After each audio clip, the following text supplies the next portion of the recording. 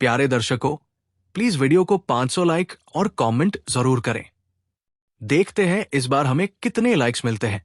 Please subscribe करें। Thank you so much. Chapter 2207। हाँ, मैंने उसे जहर दिया। बर्फीली नीली ऊर्जा तोप काले ऊर्जा गोले से टकराई और जमीन हिला देने वाला विस्फोट हुआ। उस रोशनी ने एक अराजक तूफानी जगह बना दी, जिसने झंग यी को भी झटके से पीछे धकेल दिया। लेकिन उसी पल झंग यी के होठों पर हल्की मुस्कान उभर आई। हालांकि झेंग लो ने हमले को रोक लिया, झंग यी ने उसके भीतर एक बड़ी कमजोरी देख ली। उसने पूरी ताकत लगाकर हो तू की हेल्स गिलोटीन को झेला था। हालांकि वो मरा नहीं, लेकिन बुरी तरह घायल हो गया था। वरना इतने बड़े हमले के सामने सीधी टक्कर लेने का ख्याल कभी नहीं आता। कोई भी पहले बचने की कोशिश करता, लेकिन झेंग लो नहीं बचा। वजह यह नहीं थी कि वो बचना नहीं चाहता था, बल्कि इसलिए कि उसने पहले ही बहुत ताकत खर्च कर दी थी और उसका शरीर असंतुलित था। इसलिए वो ये वार टाल नहीं पाया। सब कुछ मेरे काबू में है। चाहे हो तू ने तुम्हें ना मारा हो, लेकिन अब मैं तुम्हें खत्म कर दूंगा। तुम्हारे पास कितनी ताकत बची है अब? मैं सच में देखने के लिए बेताब हूं। झंग यी ने लिंग के शरीर पर बने एनर्जी मीटर की ओर नजर डाली। इस वक्त तक आधी से ज्यादा ऊर्जा इस्तेमाल हो चुकी थी। जब यह मान 5% से नीचे गिरता है, तब वो नाइट की ताकत इस्तेमाल नहीं कर पाएगी। यानी अभी और काफी देर तक झंग यी की लड़ाई की ताकत अपने चरम पर रहेगी। अब मेरी बारी है, जहन्नुम में जाओ। झंग यी ने दाया हाथ उठाया और बिना हिचकिचाहट झेंग लो की तरफ हमला कर दिया, जो हवा में लटकते हुए गहरी सांस ले रहा था और अपने शरीर को संभालने की कोशिश कर रहा था। उसने अपनी उंगलियां तलवार जैसी सीधी की, जैसे कोई कलाकार हवा में लिख रहा हो या चित्र बना रहा हो। उसकी हरकत इतनी तेज थी कि मानो हवा में तलवारें चल रही हों। लेकिन ये मामूली लगने वाली हरकत झेंग लो के आसपास की जगह को ही चीरने लगी। शू शू शू, जैसे कोई तेज दरांती शून्य को काट रही हो और सीधे झेंग लो के पहले से घायल शरीर को चीरे जा रही हो। जब शरीर की सबसे सख्त त्वचा कट जाती है, तो डायमेंशनल स्ट्रिंग और भी गहरी चोट पहुंचाती है। दर्जनों डायमेंशनल स्ट्रिंग्स ने झेंग लो के शरीर पर गहरी चोटें छोड़ दी। हरा खून जख्मों से बहकर पूरे शरीर को हरे रंग से रंगने लगा। इसी मौके का फायदा उठाकर झंग यी ने चुपचाप अलग जगह का दरवाजा खोला। रंगहीन और गंधहीन दवा पूरे क्षेत्र में फैलने लगी। ये ऐसा जहर था जो खून से संपर्क होते ही तुरंत मार देता था। ये लड़ाई के लिए खास नहीं बनाया गया था, लेकिन झंग यी हर लड़ाई के लिए तैयार रहता था। उसकी एलियन स्पेस में हजारों तरह की चीजें तैयार थी। जहर, दस्त की दवा और तरह तरह के एलर्जेंस। हर जीव की कुछ न कुछ कमजोरी होती है, और कमजोरी का हमेशा फायदा उठाया जा सकता है। अगर सामने वाले की कमजोरी पता ना हो, तो बस ज्यादा तैयारी कर लो। उनमें से एक ना एक जरूर असर करेगी। इस वक्त झेंग लो इस दवा के लिए एकदम सही निशाना था। लेकिन झेंग लो कौन था? चाहे शरीर घावों से भरा हो, हवा में फैली दवा की हल्की सी भी हलचल उसकी आंखों से नहीं बची। ये घटिया चाल उसे बस हंसी दिला रही थी। उसने जोर से दहाड़ लगाई और उसके चारों ओर से प्रचंड हवा का झोंका उठा, जिसने तुरंत फैलते पाउडर को उड़ा दिया। लेकिन झंग यी बेफिक्र रहा, क्योंकि अब झेंग लो की वजह से ये जगह सीमित हो चुकी थी।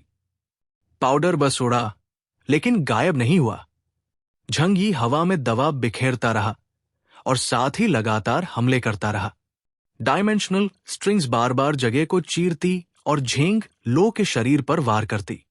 इस तरह के हमले से बचना लगभग असंभव है, जब तक आपके पास समय आधारित शक्ति न हो, क्योंकि इसका कोई मार्ग नहीं होता। ये तुरंत प्रकट होता है। बस इतना काफी है कि लक्ष्य झंग यी से 5 किलोमीटर की सीमा में हो। हमला तुरंत उसके शरीर तक पहुंच जाता है। झेंग लो का पूरा शरीर दर्द से तड़प रहा था, लेकिन उसके पास झंग यी जैसा उन्नत आर्मोर नहीं था।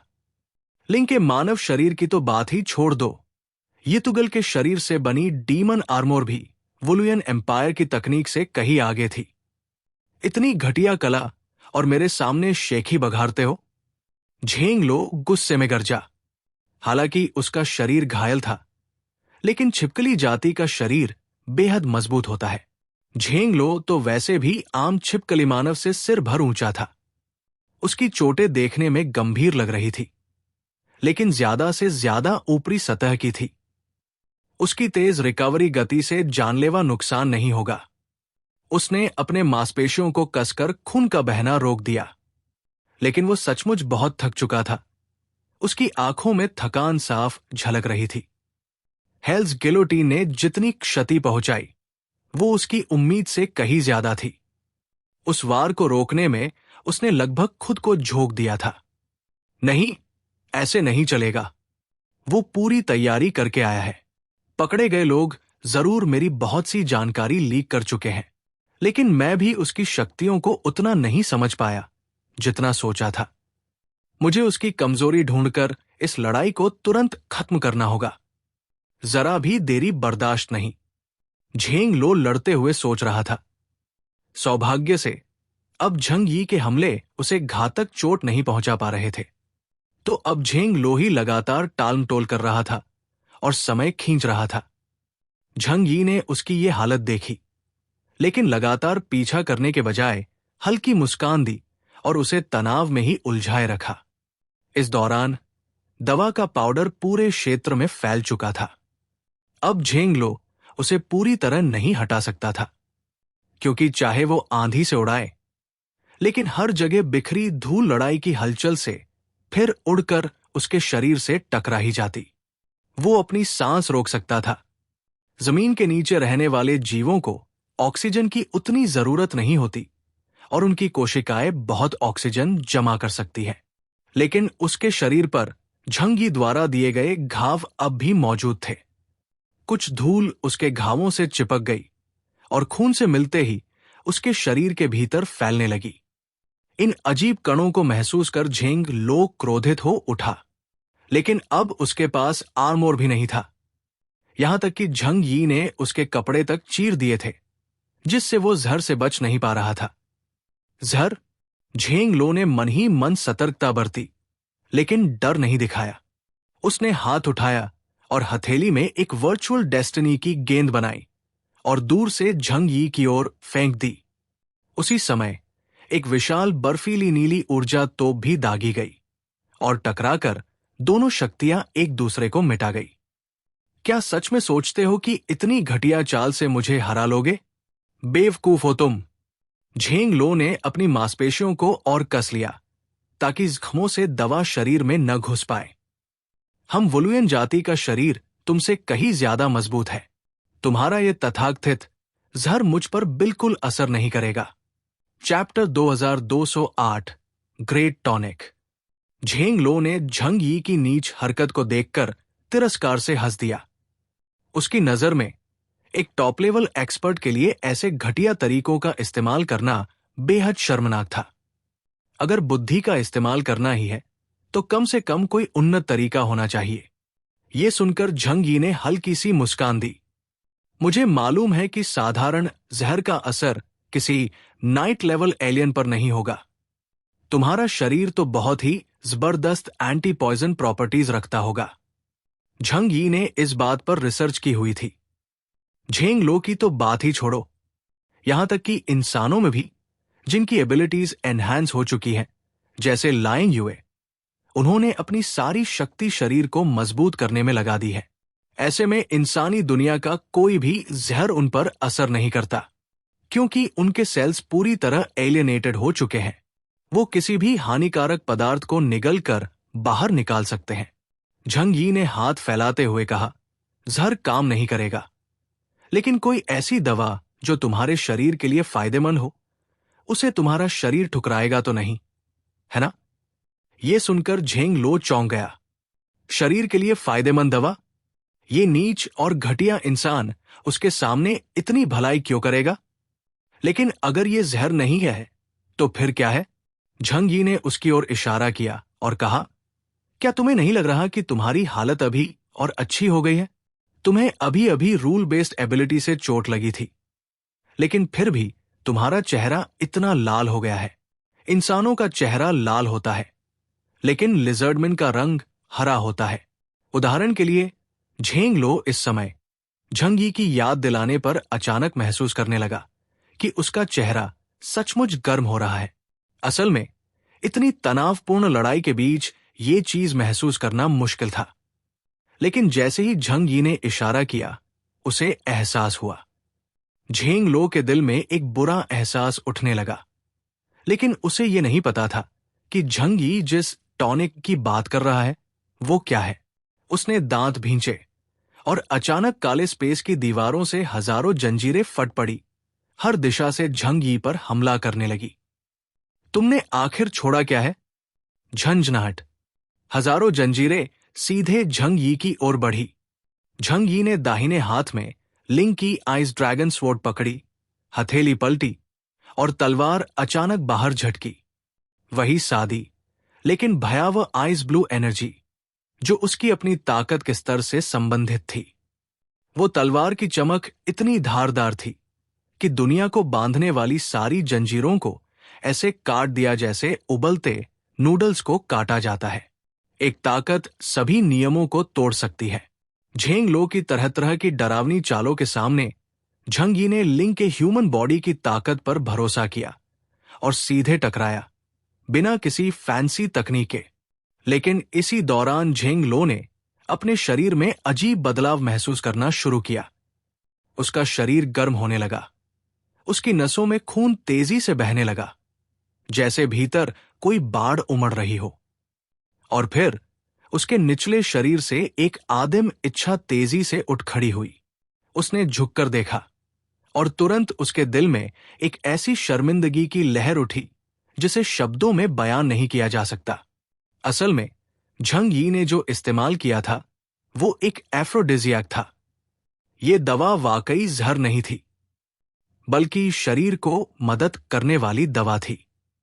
अगर इसे मुंह से लिया जाए तो असर धीरे होता, लेकिन खून के जरिए ये तो जैसे 4 इंजेक्शन हो, असर बिजली की तरह तेज। ये इंसान को नहीं मारता, लेकिन उसे लगातार उत्तेजना की हालत में रखता है, उसकी भावनाएं और इच्छाएं काबू से बाहर कर देता है। झंग यी को पता था कि वो झेंग लो को जहर से नहीं मार सकता, लेकिन अगर जिंदगी और मौत की लड़ाई में उसका ध्यान बायोलॉजिकल इंस्टिंक्ट्स और इच्छाओं में उलझा रहे तो वो फोकस नहीं कर पाएगा। गंदा इंसान, तुम जैसे नीच और शर्मनाक आदमी मैंने कभी नहीं देखे। क्या तुम्हें जरा सी भी शर्म नहीं आती ताकतवर कहलाते हुए? झेंग लो ने गुस्से में दहाड़ मारी। छठी पीढ़ी के इंसान सचमुच इतिहास की सबसे नीच, अंधेरी और गंदी नस्ल है। अपने मकसद के लिए कुछ भी कर डालते हैं। इस बार झेंग लो ने खुद उनकी शर्मनाक हरकतों का अनुभव किया। ताकतवर की शर्म? झंग यी ने हंसते हुए कहा, वो तो मैंने बहुत पहले फेंक दी। यहां कोई बाहरी नहीं है। तुम्हें मारने के बाद मैं तुम्हारे साथ जो चाहूंगा करूंगा। असल में चाहे कोई देख भी ले, झंग यी को कोई फर्क नहीं पड़ता। उसके लिए शर्म जैसी चीज बेकार थी। बात पूरी करके झंग यी ने बाएं हाथ को उठाया और मुस्कुराते हुए कहा, यह तो बस शुरुआत है।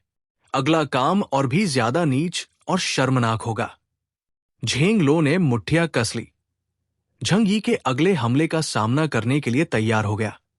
झंग यी का डायमेंशन स्ट्रिंग सॉल्यूशन इस बार सीधा झेंग लो के निचले शरीर पर लक्षित हुआ।